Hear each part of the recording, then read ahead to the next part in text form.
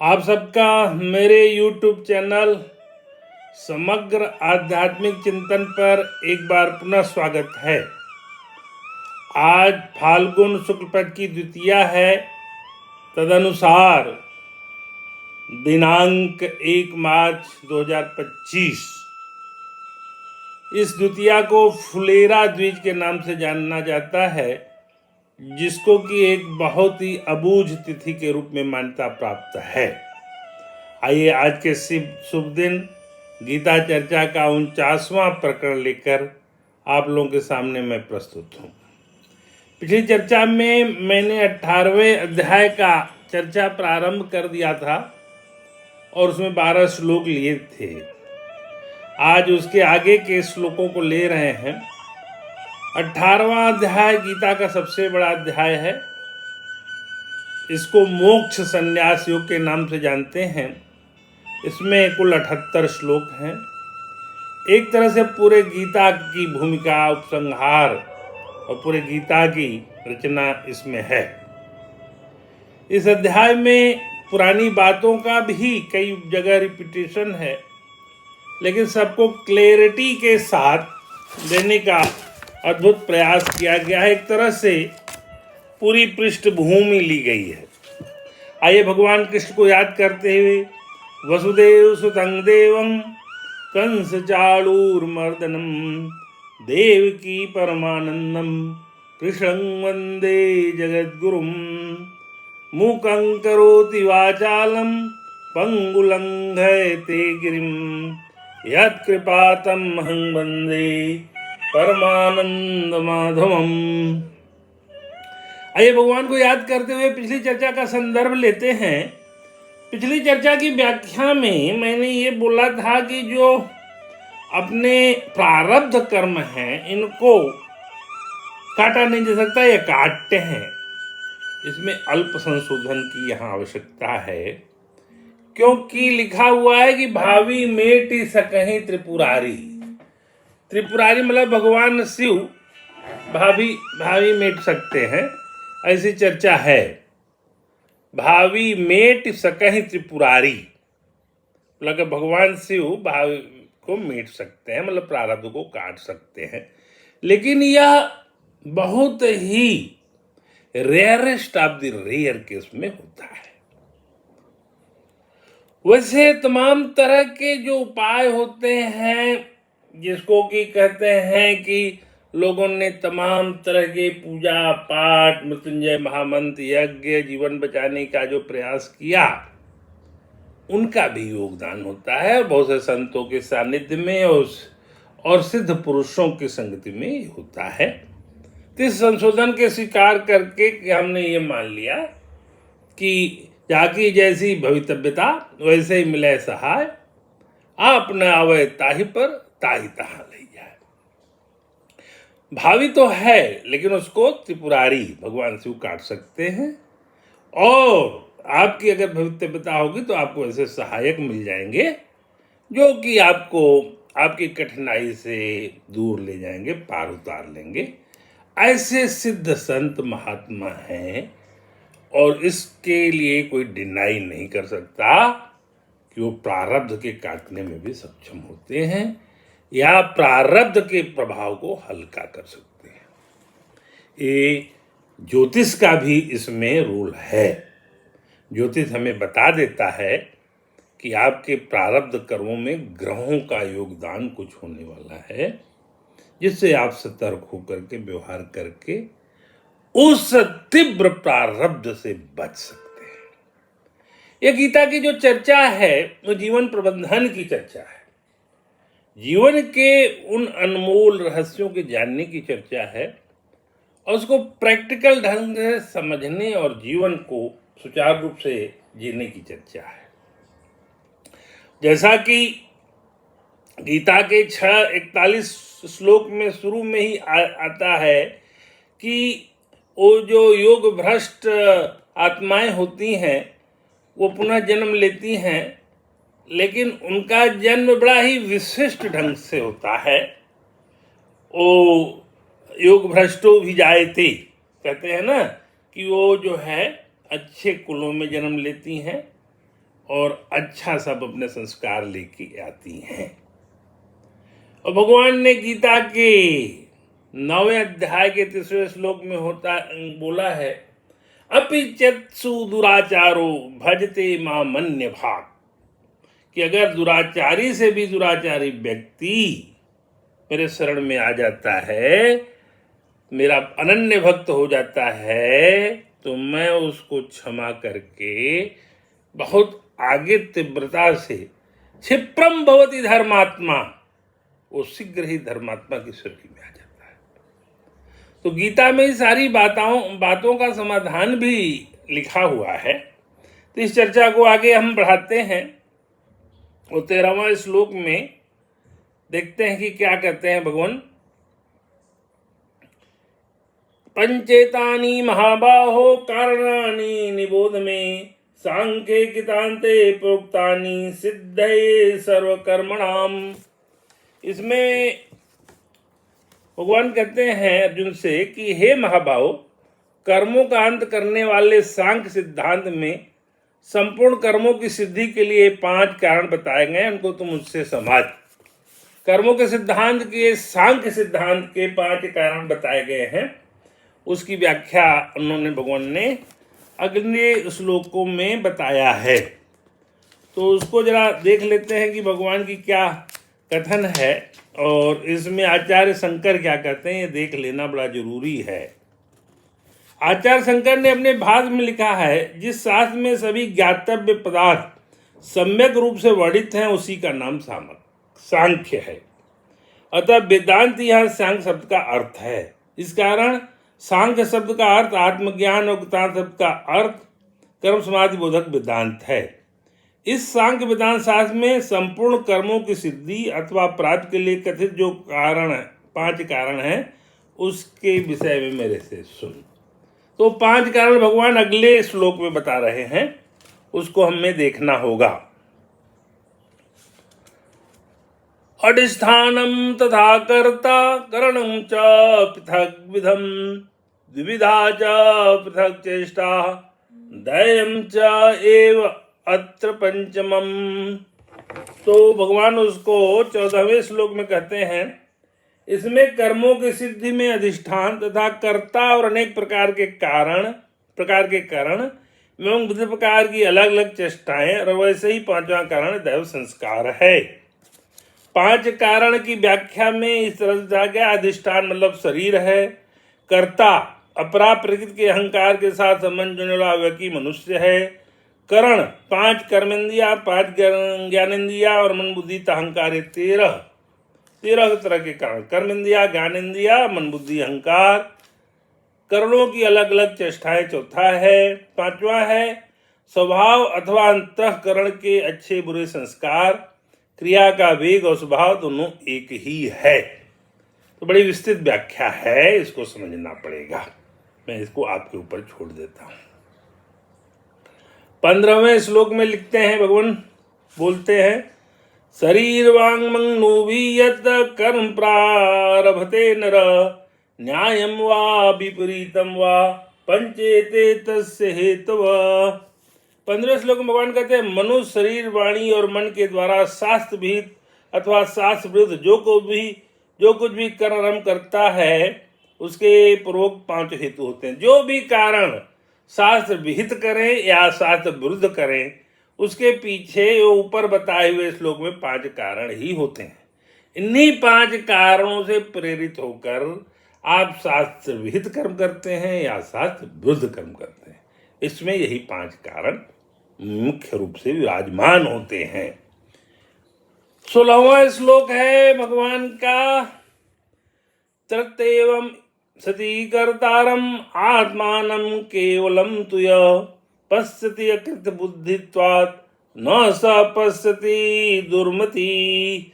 16वां में भगवान कहते हैं, परंतु ऐसे 5 हेतुओं के होने पर भी जो उस कर्मों के विषय में केवल शुद्ध आत्मा को करता देखता है, वह दुष्ट बुद्धि वाला ठीक नहीं देखता, क्योंकि उसकी बुद्धि शुद्ध नहीं है, अर्थात उसने विवेक को महत्व नहीं दिया है।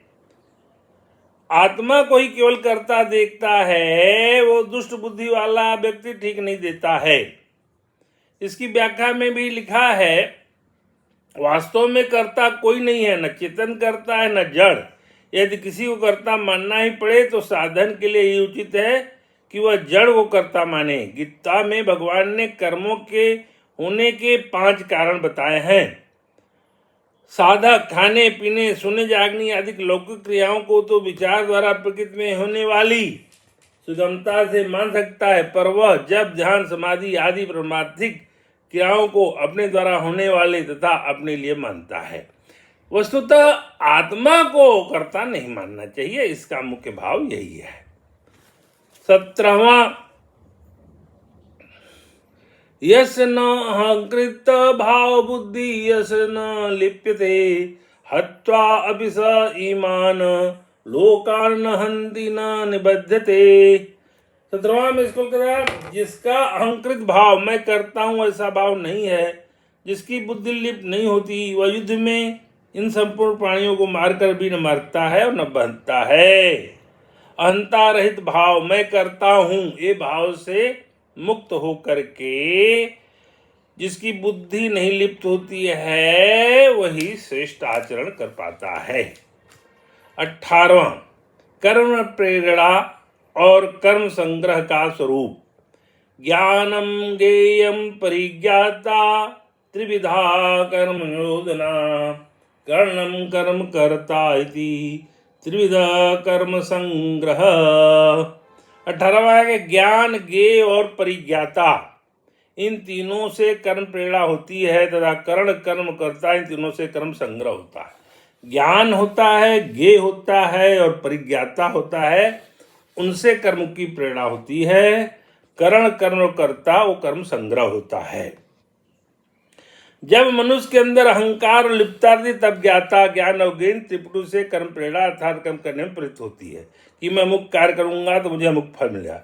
कर्म प्रेरणा होने से कर्ता कर्ण और कर्म, इनसे कर्म संग्रह अर्थात पाप कर्म तथा पुण्य कर्म का संग्रह होता है।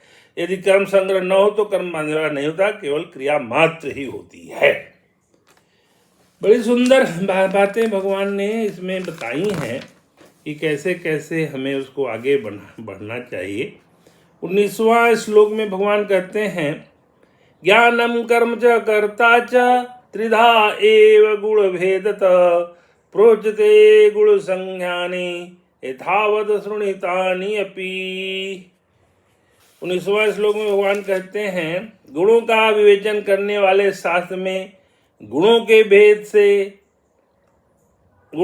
ज्ञान और कर्म तथा कर्ता तीन प्रकार से ही कहे जाते हैं, उसको भी तुम यथार्थ रूप से सुनो। तो 20वां श्लोक में गुणों के बारे में कहते हैं, सात्विक ज्ञान के लक्षण बोलते हैं भगवान, सर्वभूतेषु येन एकम भावम अव्ययम ईक्षते अविभक्तम विभक्तेषु तत् ज्ञानं विद्धि सात्विकम। 20वें श्लोक में कहते हैं, जिस ज्ञान के द्वारा साधक संपूर्ण विभक्त प्राणियों में विभाग रहित एक अविनाशी भाव को देखता है, उस ज्ञान को तुम सात्विक समझो। अविनाशी भाव, भगवान के अविनाशी भाव को जब देखता है ज्ञान के द्वारा साधक संपूर्ण विश्व के प्राणियों में, विभक्त प्राणियों में विभागित एक अविनाशी भाव को देखता है, तो वो उसका सात्विक भाव माना जाता है। उस ज्ञान को हम सात्विक ज्ञान कहते हैं।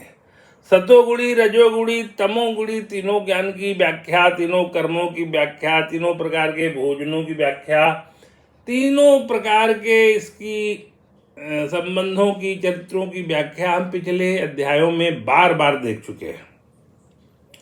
तो ये 18वें अध्याय में भी फिर वही सतोगुणी, रजोगुणी और तमोगुणी ज्ञान की बातें भगवान ने फिर बताई है बड़े विस्तार से। वस्तुतः जब हम देखेंगे तो पूरे गीता के पिछले के 17वें अध्याय में जो भी बातें आई हैं उनका पुनः निरूपण विस्तार से 18वें अध्याय में पुनः से किया गया है, जैसे कि 18वां अध्याय पूरे गीता का एक रिकैप हो, संपूर्ण बातों को दोहरा करके उसको क्रक्स के रूप में पुनः रखा गया है। गीता की इस यात्रा में, इस अनंत यात्रा में मैंने पहले ही कह दिया था कि इसमें ज्ञान योग, कर्म योग और भक्ति योग का बड़ा ही सुंदर समन्वय है। तो शुरुआत के श्लोक कर्मयोग के थे, बीच के 6 अध्याय भक्ति योग के थे और अब ज्ञान योग चल रहा है। लेकिन कोई भी कर्म की पूर्णता तीनों के अद्भुत समन्वय से होती है। अकेले कोई योग सक्षम नहीं होता। अगर हमें अच्छा कर्म करना है तो हमें तीनों कर्म योग, ज्ञान योग, भक्ति योग का सुंदर समन्वय होना चाहिए। जीवन में यह सुंदर समन्वय लाने के लिए, बैलेंस बनाने के लिए भगवान ने उसके मार्ग भी बताए हैं। जैसा कि छठे अध्याय में हम लोगों ने देखा कि उन्होंने ध्यान कैसे करें, योग कैसे करें, मन को कंट्रोल कैसे करें, इस पे उन्होंने विस्तार से समझाया है। अगर हम गीता को क्रमशः आगे फॉलो करते जाएं तो छठे अध्याय में आकर के हमें अपने मन को कैसे स्थिर करना है, ध्यान कैसे लगाना है, योग कैसे करना है, इसका पूरा विधि विधान से विस्तार से वर्णन भगवान ने किया है। और अर्जुन को बताया है कि यह मन बड़ा चंचल है, लेकिन इसको योग के द्वारा साधा जा सकता है। चंचल मन तेरी चतुराई काम न आई। चंचल मन की यह चंचलता बहुत हमें भटका देती है और हम अपने मुख्य मार्ग से विमुख हो जाते हैं, ऐसा देखा गया है। ये कोई असामान्य बात नहीं है। सामान्य जीवन में मन की चंचलता बड़ी विकराल होती है, जो कि इंद्रियों से जनित हमें विषयों से इंद्रियों का स्वाद लेने के लिए प्रेरित करती है, जिसके कारण मन भटक जाता है। मन वासनाओं में भागने लगता है। मन की चंचलता वासनाएं होती है। क्यों? कि यह जीव पुराने जन्मों के, कई जन्मों के संस्कार लेके चल रहा है। किसी जन्म में यह पशु योनि में भी था, तो उस योनि के संस्कार आज भी इसके मन में जीवित हैं और उसका एक सुख भोगना चाहता है। अपने पुराने जन्मों के जो इंद्रिय जनित सुख इसने प्राप्त किए हैं पशु योनि में, मानव योनि में, उन इंद्रिय जनित सुखों को ये भोगने की कोशिश इस जन्म में भी करता है। इसलिए गीता के साधक को अपने मन को, अपने इंद्रियों को बड़ा ही वशीभूत करके आगे बढ़ने का प्रयास करना चाहिए। ये जो बातें हैं मैं बोल रहा हूं, वो तमाम जो टिप्पणियां हैं, जो टीकाएं हैं, उसका अनुशीलन करके बोल रहा हूं। कोई मैं स्वजनित कोई सिद्धांत का प्रतिपादन यहां नहीं कर रहा हूं। जो भी सिद्धांत हमने यहां लिए हैं वो सिद्धांत तमाम पुस्तकों से पढ़ के यहां बोल रहा हूं। मेरी यही अपेक्षा है, मेरा यही प्रयास है कि मैं इसको सरलीकृत करके सामान्य जन जीवन के अनुकूल बनाने का प्रयास करूं। और उसी प्रयास की ये गाथा है कि आज गीता का 18वें अध्याय का 20 श्लोक तक की चर्चा में करने में सफल हुआ। भगवान ने चाहा तो मैं बहुत शीघ्र ही संपूर्ण गीता का पाठ कर लूँगा।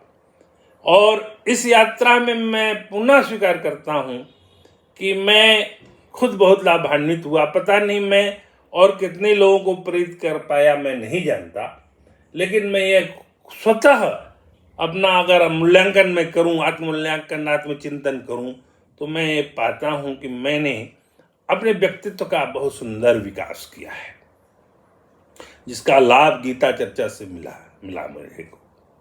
तो ये गीता सर्वशास्त्र शिरोमणि है। यह जीवन जीने की कला सिखाती है। यह जीवन के तमाम सिद्धांतों का प्रतिपादन करती है। मैंने पहले ही चर्चा से शुरू करते हुए कहा, यह गहना कर्मणो गति भगवान ने गीता के 4थे अध्याय के जो 17वें श्लोक में कही कि कर्म की गति बड़ी गहन है। कर्म क्या है, अकर्म क्या है, विकर्म क्या है, ये जब जान लोगे तभी कुछ ज्ञान चक्षु खुल जाएंगे। तो ज्ञान चक्षुओं की खोलने का प्रयास है। उसी में प्रारब्ध कर्म, संचित कर्म, क्रियमाण कर्म की जो परिभाषा है और जो उनका निर्माण होता है और जो उनका संग्रह होता है, फिर उनसे कैसे आपको इस जीवन में चित्रगुप्त द्वारा कुछ कर्म भोगने को मिलते हैं, वो सारी व्याख्याएं दर व्याख्याएं कई जीवन के होते हैं। शुचि नांग सिमतांगे हे योग भ्रष्टो भी जाए थे, गीता 6:41। तो जो योग भ्रष्ट लोग होते हैं, जो इस जन्म की अगर हमारी योग की पूर्णता नहीं होगी तो जहाँ जन्मे हैं वहाँ से आगे के लिए हमें पुनः शुचि नाम सिमतांगे हे में भगवान भेजते हैं। तो उनके यहाँ कर्मों का जो बैलेंस है उसकी अकाउंटिंग चित्रगुप्त जी ने बड़े परफेक्ट ढंग से की है, उसमें कोई ऑडिट नहीं हो सकता। अकाउंटेंसी में बहुत परफेक्शन के साथ चित्रगुप्त जी अपना कार्य करते हैं। तो भगवान उनके ऊपर पूरी तरह आधारित होकर के भगवान कहते हैं इसका जो कर्म है, वो कर्म बंधन है, वो किस योग्य है उसको भोगने के लिए भेज। उसमें आप मनुष्य योनि में जा सकते हैं, पशु योनि में जा सकते हैं, उसका सारा प्रबंध है।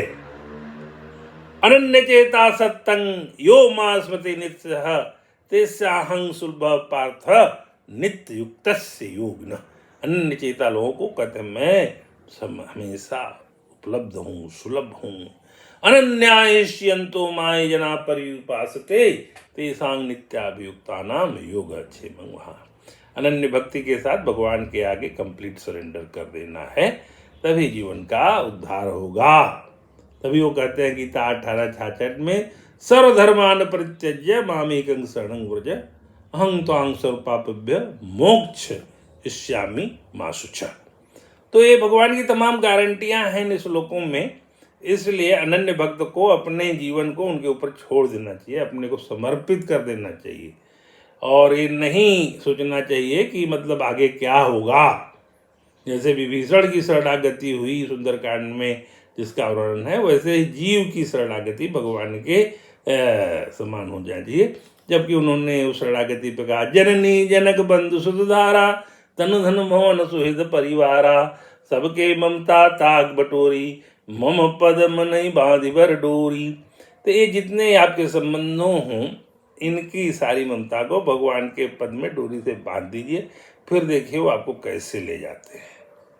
यह प्रयास अनन्य जन्मों में हुआ, अनेकों जन्मों में हुआ है, लेकिन पूर्णता नहीं प्राप्त हुई, इसलिए बार बार जन्म हो रहा है। पुनरपि जन्मम पुनरपि वर्णम पुनरपि जननी जनर जठरे शयनम भज गोविंदम भज गोविंदम भज गोविंदम मूढ़मते।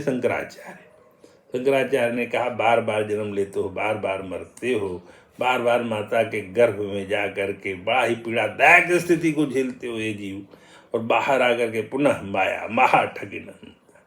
ये जो माया है इसका खेल जो है बड़ा ही विचित्र है, ये आपको हर जन्म में भटका ले जाती है।